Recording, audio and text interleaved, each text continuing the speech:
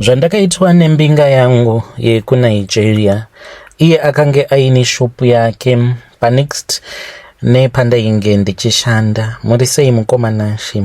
Ndiri kunzi ndava nekensa yechibereko nekuti murume uyu akandipa imwe mhando yesick iyo yavanoti herpes inogara muchibereko. Kurapika hairapiki. Asi ndakamboenda kune vamwe madzibaba vakatanga vachati ndichakutsvakira mafone numbers anzi imwe n'anga inogara kunyanga, asi pandakazodzokera kudare kwavo vakaramba kundibatsira. Ndakabatikana, ndakati ndava kubuda pagedhi ndopandakabva ndachizosangana namadzimai, mudzimai wemuprofita uyo ainge achindibatsira. Saka pavakandimhoresa ndakatongoignore pavakati kwandiri, kochii nhai Lisa, sei kuramba wakandinyararira? Ndopandakabva ndavaudza kuti ndainge ndatotambisa mari yangu yekombi because kumba ndichati ndinogara muHighfields. Madzibaba ava ndichangoti vari kuEpworth ndokwavannoshandira vanhu vari. Saka mari yetransport yekuenda kuEpworth ndakatovaudza kuti ndainge ndaboekana nekuti ndiko kakange kari kalast money kangu, uye zvekare vainge vaine zvinhu zvavainge vakanditi ndige ndichitsvaka kusanganisira 2 liters yemethylated spirit, sea water vainge vakati panoda 5 liters yesea water, uye zvekare necost salt yewhite nepink, uye nemacandles 24 nehuku zvekare yavakange vati ndaifanira kuti ndinge ndichitenga. Ndakasonesa zvekare gemenzi neumwe mucheka wakange uri 4 meters by 4 meters. Vainge vakati mucheka uyu ndo watinozonoshandisa kana taenda kudam kana kuti kurwizi kwavainge vachida kunondichenura, so that ndisazongoramba ndichishandiswa nemurume wandainge ndichifambidzana naye, sezvo akandishandisa pamhiko dzake dzehurombwa. Saka semunhu asisiri kushanda ndakatokwereta mari iyi kubva kuna amai vangu, nekuti mama vangu dambudziko rangu vava kuriziva. Ndakavaudza chokwadi zvose zvakaitika pandakange ndichiri kunyika yekuSouth Africa. Saka vakabva vandipawo mari, kakange katori kalast money kavo, vachiti zvimwe kuda mwana anokwanisa kuwana rubetsero. So ndasvika kuEpworth ndakangopiwa cold shoulder because the previous time pavainge vakandibatsira vakanyatsoratidza kuti vakange vari munhu ainge ari very concerned about maproblems angu awo andainge ndavaudza ndainge ndichisangana nawo. Saka ivo vakabva vandivheneka. Pandakangonzwa vachingotaura zita rekuti Michael ndiye akange ari murume wandainge ndichidanana naye, ndakabva ndatoziva kuti munhu anoziva zvaari kuita ende haangazombondinyeperi. Ndakabva ndati madzibaba, hamusambotambisa zvenyu nguva, regai ndikuudzei zvose zvakaitika. Ndokubva vati vaikwanisa kundibatsira. Vakabva vandinyorera list pane umwe mucheka wewhite, vachitotodza kuti kukunyorera kwandiri kuita list iri pamucheka uyu wewhite handisi kuda kuti zvinhu zvemurume wako kunyange ari kwaari ikoko. Of course ndainge ndisina kumbobvisirwa hangu mari zvekutodaro, asi ane mari yaakanopa baba vangu. Haana kumbogara akasangana nababa vangu directly, but ane mari yaakavapa. Saka hanzi ndokutondiroora, ndo bright prize iyoyo yaakatondibvisira, zvichireva kuti nditori mudzimai wake, hatisati tatorambana kusvika pari nhasi. Saka hanzi atori neauthority pamberi paMwari pekutoti anotomira kuna Mwari achitoklema kuti ndiri mudzimai wake kana aine zvaanenge achida kuti ange achiita pandiri, because I am his wife, nekuti akapa vabereki vangu mari. Saka vakabva vati ndava kunyora pamucheka uyu because murume wako ane zvinhu zvinotomuudza, ukatofamba ane zvinhu zvinomuudza. Saka ipapapa ndoda kuti unge uchikwanisa kuzozviwana zvinhu izvi nemari yacho uzoiwana, usazowana chinokukanganisa. Vakabva vanyora list rezvinhu zvose zvandakuudzai, vana methylated spirit, masea water, salt, macandle nekusenesa magemens. Ndokubva ndachizobva pamba pavo ndikasvika ndikataura namama. Mama vakati hapana chakaipa. Ndakabva taenda tikanosonesa gemenzi, zvinhu zvose zvakati zvava ready. Ndipo apo pandakabva ndachizopinda muroad kwava kudzokera zvekare kuEpworth. Ndasvika pamba pamadzibaba. Chakandirwadza ndechekuti madzibaba vakatoita sekunge vakange vasingandizivi. vakatondi-ignore ende vaiti kana vapedza kubatsira munhu, inini ndakange nditoriwo muline ndakatotakura bhegi rangu rakange riine zvinhu zvavainge vakati ndige ndichiuya nazvo. Vaitosarudza umwe munhu anenge ari kumashure kwangu, saka vakati vazviita vachingoramba vachingobatsira vanhu vanokwana kuita 6 ngoro kudarikidzira. Ndo pandakasimuka ndikati, madzibaba, kwamusi kundiona here? Ndanga ndava nenguva ndakangogara apa, muri kungosarudza vamwe vanhu. Ndopa vakatoita sekunge ndainge ndatovatadzira, vakati aiwa, haundiudziri zvekuita padare rangu panapa, iwewe handiti wauya pano kuzobatsirwa. Vakambotanga vati ndainge ndauya ndichiperekedza umwe munhu wandainge ndiinaye, ndokusaka vainge vasina kundisarudza kuti ndige ndichizopinda navo mumatare. Ndikati no madzibaba, ingawani mune zvinhu zvamakandinyorera. Vakabva vanditi uya tione, but zvainge zviri zverafurafu zvezviya.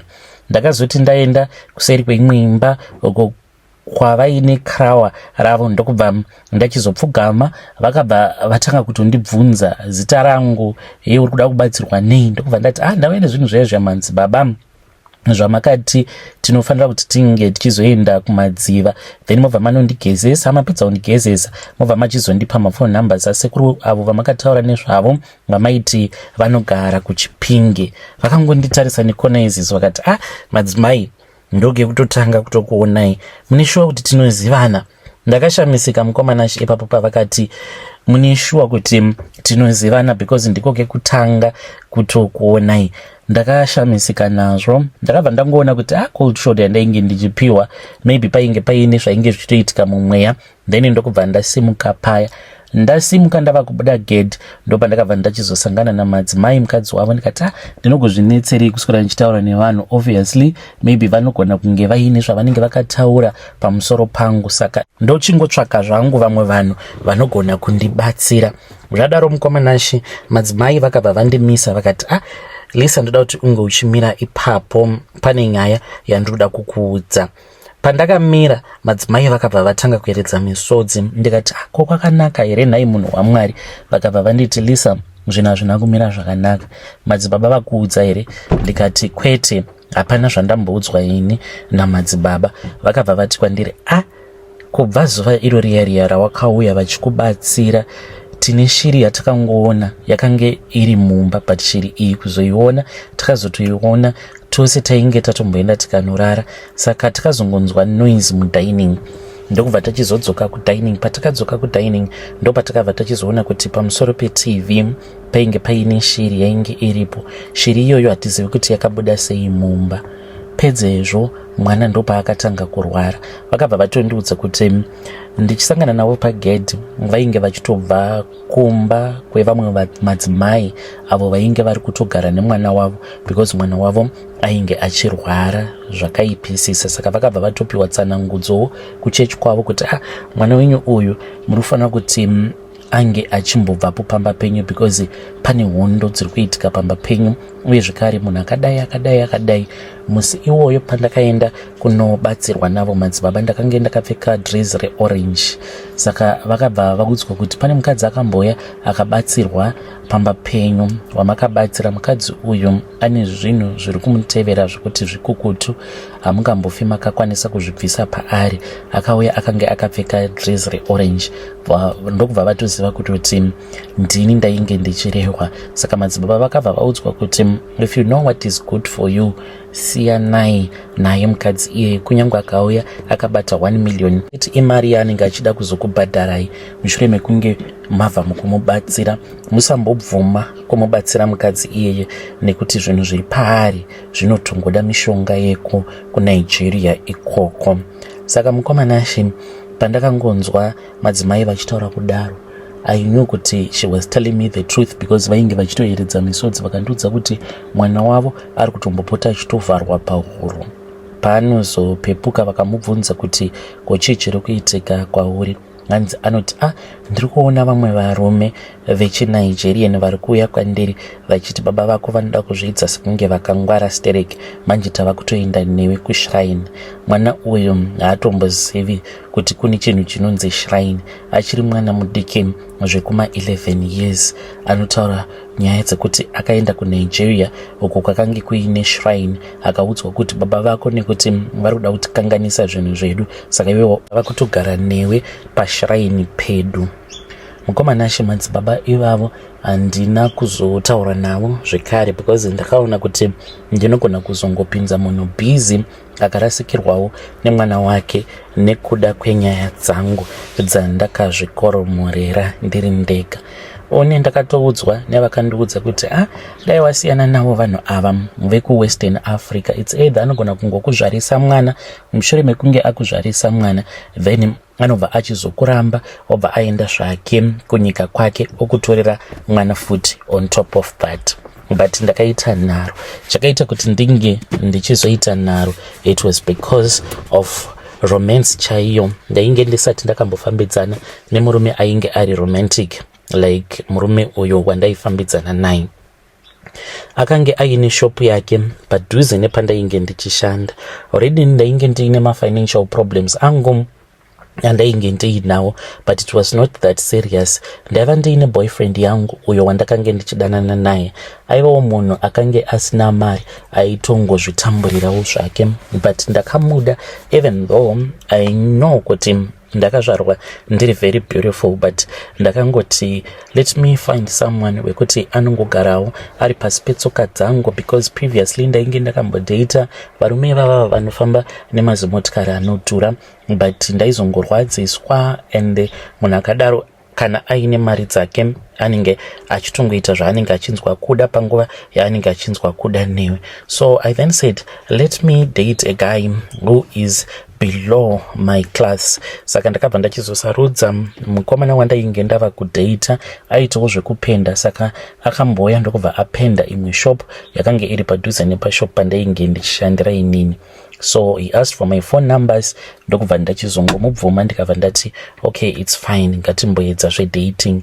I then saw kuti akange atori munhu akange atori bo zvekutodaro, but chaingondibowa wakange uri urombo hwake. I managed to get used to it. Ndainge ndiri munhu ainge akajairira kuendeswa out on dates nembinga dzake, kunorara mumahotel, kuendeswa kumavacations muSouth Africa imomo. Kwese kunonzi those are vacation spots, ndakaendeswa nembinga dzandaidanana nadzo. Saka I got used to that lifestyle. Ndikati ndakambodyawo nyika rutivi, it is time for me to just relax. That was when this guy western Africa came around the corner, akabva atanga kundinetsa zvisingaite zvekuti at all the times aingogara achingondinetsa every day. Makuseni I order wimpy for 2, then over atuma musikana ainge achimushandira muSouth African, ndobva ndapiwa wimpy yaiya, obva ndoudza kuti naiyo ainge atengerwa nabosi vake. Palunch aingouya zvekare ondibvunza kuti uri kuda mabhega, what do you want? Ndobva ndatotengerwa abhega kana kuti neka milkshake paside. Then in the evening ndaitengerwa futi kana ka streetwise, zvekuti kumba ndaitongosvika ndakaguta, ndongosvika ndorara zvangu. So the boyfriend of mine whom I was staying with akatanga kunotisa kuti there was sudden change in me. Ndakange ndisisiri munhu uya aicooperate on anything. Aiti kana akataura zvaanenge ataura ndaisambomuteerera because ndainge ndichiboekana nekuda kweurombo hwake. I then moved out, ndokubva ndachizotanga kugara somewhere else, but ndainge ndava kutogarawo muCBD, ndaigara mumaflats. Saka muNigeria ndiaindibhadharira everything, akanditengera furniture yose, mubhedha, fridge, stove, ndikabva ndatoisirwa neDSTV. It was so nice. The guy was very romantic shame. Ipapa handidiko kunyeperai. He was someone that had money, but kunyange akange aine mari yakawanda kudaro, he would never brag about it. Uchitofamba naye aitongoita sekunge munhu ari normal, aitongofamba zvake neka normal Toyota Corolla, zvokuti vanhu vazhinji vakange vasingatombozvizivi kuti kumba kwake mugaraji akange atori nemazi GD6 ainge akapaka, ainge asingatomboshandise zvachose. In my mind I started to see myself ndatova muroora wekumba kwavo. So there was one particular trip that we took and we went to Cape Town. Saka taenda kuCape Town kudaro taiwanzo kugara muma Airbnb ekuti munenge muchizvibikira, you just do everything for yourself, there won't be any hosting. Saka ipapo akandiudza kuti we're going to stay at this other house that belongs to this other Nigerian guy. So tichingosvikapo pamba ipapo, from the outside it just looked like any normal house. There was nothing that you could point at and say kuti mbai iri very weird in terms of ABC. No, it was not weird at all. Yaingovawo imba yakange iri very normal.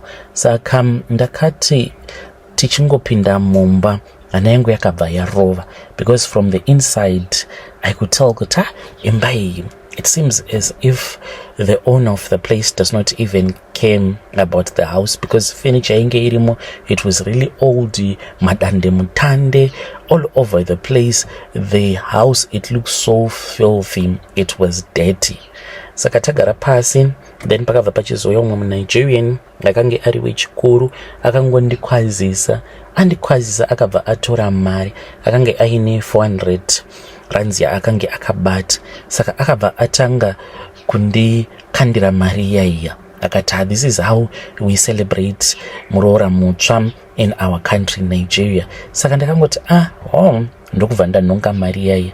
Ndanhonga mari iyoyo mukomanashi, pane voice rakangoti kwandiri, mari iyoyo yawanhonga enda unoirasa. Saka ndakati ndasimuka ndava kuda kunorasa mari iyoyo, just pretending as if ndainge ndichida kumbobuda zvangu panze, ndainge ndaona rimwe bin rakange riri panze. That old man followed me outside. Aingoita sekunge ari kungoita zvake nyaya neni, achingondibvunza upenyu, how did I meet with my boyfriend. Saka ndina kuwana mukana wekuti ndinge ndichirasa mari iyaiya sezvandainge ndanzwa ndichiudzwa.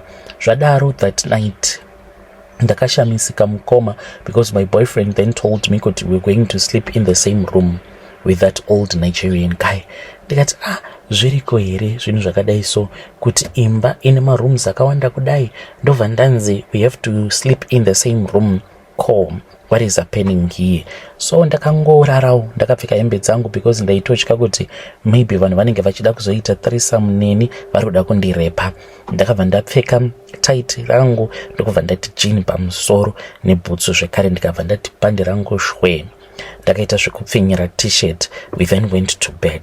My boyfriend, he started touching me. Paakangosuspecta kuti maybe I was fast asleep, ndopaakatanga kundibata-bata, and then I rejected. Ndikati iwe hapana patingambofa takaita bonde yet muine umwe munhurume akarara munomu, never, I can't do something like that. Akangoti kwandiri, you're going to get used to it. Pakazopera 3 days mukomanashi, takange tava kutoita bonde kumberi kwemurume uyauya. Zvaiva zvemarituals, handizivi kuti chikafu here chandainge ndava kudya, but mushonga wandakashandisirwa ipapo wakange uri very strong and powerful. Ndakange ndisisina nyadzi. Baba ivavo havana kumbogara vakaita any sexual advances kwandiri. Taitoita bonde zuva richiri rakacheka nyika, noti zvekumirira kuti kunze kunombotanga kwasviba then mobva machizotanga kusika bonde. No, zvaitoitwa masikati, and bonde racho raingoitirwa mubedroom mababa ivavo. Taingoti kana nguva yacho yakwana, ndini dzimwe nguva ndaitotanga boyfriend yangu, ndobva ndamuti I want something from you, obva atotanga kutoseka, then obva angondipa sign yekuti hande kubedroom. Saka taitoenda kubedroom, tototanga kutobatana tirimo mubedroom. Ndaizongoshamisika baba vaya vanenge vatovamo mubedroom vakatogara, because makange muine mibhedha miviri, mubva vatopinda mumachira vakatotitarisa, kana kuti vanenge vakatobata rushaya rwavo vakatitarisa, bonde richitoitwa. We could go on for hours and hours, bonde iroro richiitwa. Just before we left Cape Town, chinhu chandichiri kurangarira ndechekuti baba ava, on the night that we had a braai, ipapo tainge taanwira, I was a little bit drunk, but zvakazoitika after that I still remember. Takati tapinda mumba, ndipo pandakabva ndachizopiwa rainge rakaita kunge dress, raita kunge wedding dress riri rewhite. Ndakabva ndanzi ndike ndichipfeka dress iroro nababa vaya kamundara kaya kamuNigerian. Ndaita saizvozvo, vakabva vanditi follow me, vakaudza zvekare boyfriend yangu kuti mwanangu follow me. We then went outside. Kufamba kwatainge tichiita, vakati vainge vachida kuti tinge tichifamba takaita mudungwe. Ndini ndainge ndakatungamirira pamberi, vainge vachitondudza kuti okay, go outside, go to your left, let us go to the outside garden. Kuya kwatainge tabva mukuitira braai, but takaitira braai yacho papasho, but at the back of the house ndiko kwakange kuine garden. Saka takazoti tabuda panze kudaro, my boyfriend, he was totally naked. And kwaitonaya on that day, kwainge kuchitonaya. Tasvika mugarden ndopa vakatora badza vakabva vatanga kuchera. Saka kuchera kwavaita, vaiti vakachera gomba vorivhara, vakachera vorivhara, zvekuti akapedzera ava matope. Ivhu ravaida kushandisa nekuda kwekuti mvura yakanga ichinaya rakange ratongova dope zvaro. Ndipo pavakabva vachizoti kwandiri vainge vachida kuti ndinge ndichikurura wedding dress randainge ndakapfeka. Ndakakurura, mukomana achindikasara ndiri musvo. Vainge vachera gomba ravo riya vakanditi ndinge ndichifushira wedding dress riya, bra uye zvakare nepenti rangu. Ndainge ndiine pant randainge ndakapfeka a couple of days before that. My boyfriend akanditi, I love the smell of mapenti ako kana usina kumawacha. Saka ndakatongoti rudo because akange achitorifembedza penti iroro rainge rakasviba. Akangoniti I love the smell of it. Ndokubva achizoritora. Saka akazondipa penti iroro rainge risina kuwachwa rakasviba. Ndokubva ati kwandiri, you have to bury it as well. Hapana kana chakambondirovesa nehana pamusoro pezvinhu zvose zvatakange tichiita panguva iyoyo. Chandakangogona kuita mukoma ndechekuti ndakabva ndatora penti rangu, ndatora penti riya, then that was when pandakabva ndachizoripfinyikedzera mudress ndokubva ndachizorisa mugomba. We then buried it. But takati tichifushira gomba riya, ndara uyo akapinda mumba ndokubva auya nesaga rainge rine ivhu. Then we buried that dress nepenti rangu tichishandisa ivhu rakange riri dry. Akatouya neplastic, pana mamwe plastic bags anoshandiswa kana vanhu vachipenda imba. He came with a big plastic.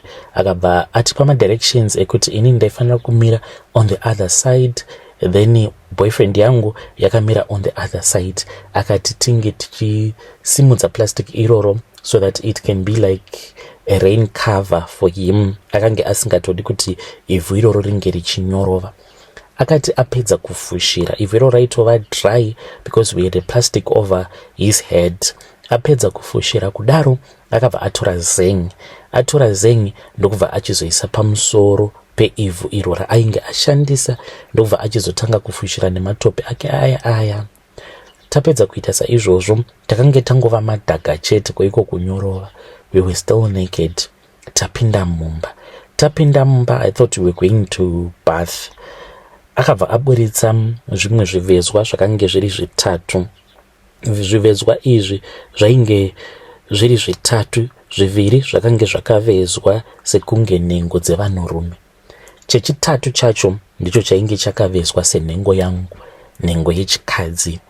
Zvinhu izvi zvakabva zvabatanidzwa kudaro. Akabva achizozviisa pacenter pebed rataishandisa isusu inini neboyfriend yangu. Then my boyfriend, he started to touch me like crazy. Ipapa I did not want because ndanyatsonzwa kuti takazara nemadhaga, we were like dirty. Ndakange ndisingadi zvekurara neboyfriend yangu, but he was touching me like crazy, like someone that was possessed.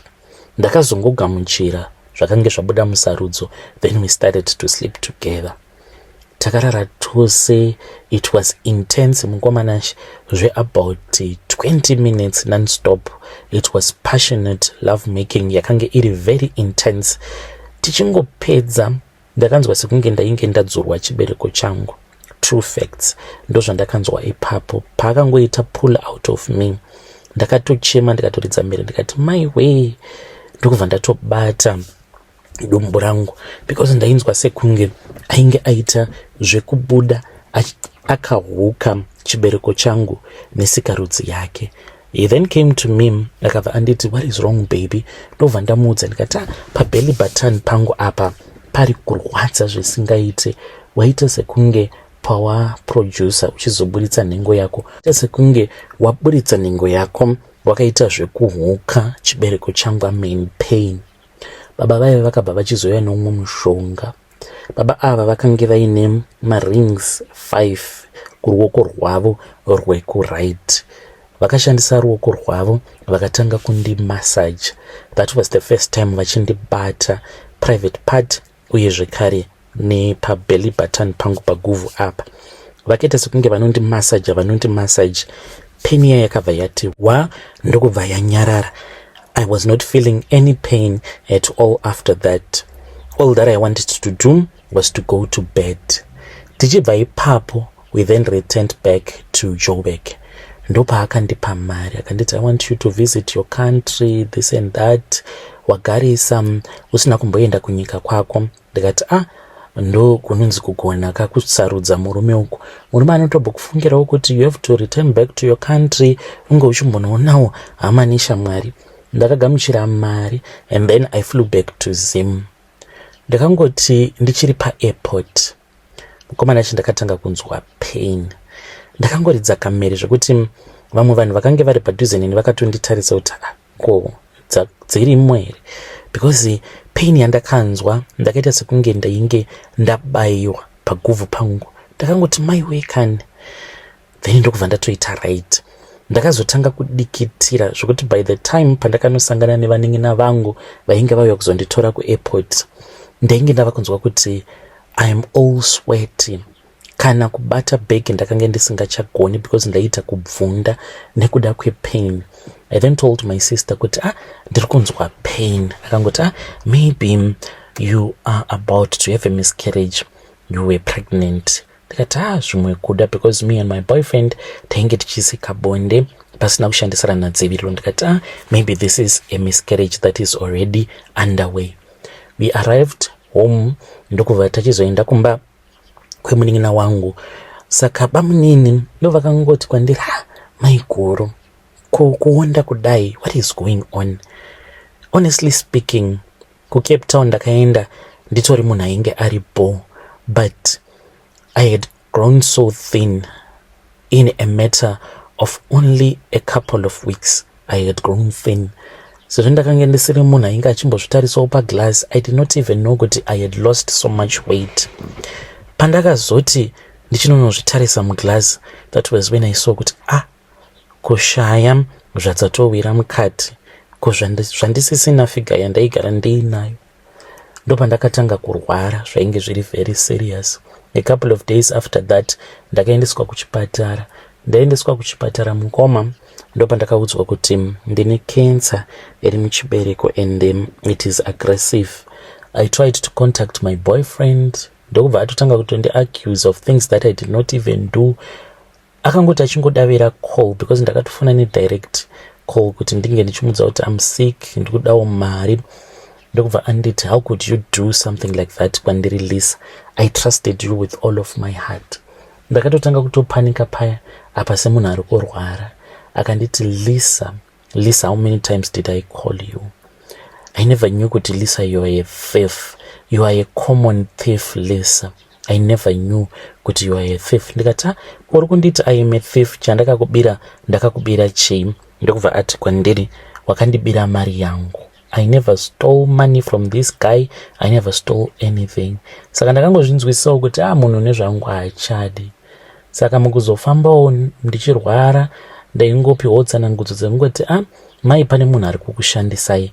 Cancer iri kunzi cancer iyi iri muchibereko menyu inogona kurapika, but mishonga yakashandiswa pamuri iri very tricky. Kusvika ndichizosangana namadzibaba vekuEpworth, zvino ndiye munhu wandainge ndava kutotemba naye kuti anokwanisa kundidarikidzirawo dambudziko iri randiri kusangana naro, but akazongondiita blue tick mushure mekunge ndaenda kumba kwake. Zvazondiunzawo pano mukomanachi, kana paine munhu wamunozivawo anogona kundibatsira, ndibatsireiwo mukoma nemafoni numbers. Kune vanenge vanzwawo nyaya yangu, vanenge vachida kundibatsira mari handisisina, vanogonawo maherbs, vanoziva maherbs, avanoziva kuti maherbs iwawo vakandipa anogona kundibatsira. Ndibateiwo through mukomanashi. Munogona kupa mukomanashi mafoni numbers enyu, then ndobva ndakubatai. I am based muno muHarare. Handisi kuda kufa. I'm still very young mukoma. Muri yeZimbabwe ndo message iyo yandakatumidzirwa ichibva kuna evanzvadzi vedu. Ngatitaurei navo vanzvadzi vedu ava mucomment section. Zvakangoma hazvo vedu wezvinopisa tsitsi. Ndiyo nyaya yavo yavakanditumidzira. Hanzi zvandakaitwa nemurume wekuNigeria. Hey, hanzi he claims authority over my body nekuti akapa baba vangu mari. Hamuna kuzotiudza kuti mari yacho yakapiwa baba venyu, mari iyoyo what happened? Munogona here kuti munge muchizoya muchizotiudza kuti mari yacho vakaipiwa sei, so that we can share with our listeners vanyatsokunzwisisa nyaya yenyu. Kana variko hanzi vanozivawo maherbs anogona kurapa zvirwere zvakaita secancer, hanzi you can reach out and you can help me. Asanzi mari ndiyo yandisisina. Let us try to speak with our dear sister mucomment section. Ngatisanganei zvekare mune zvimwe zvirongwa zvinotevera.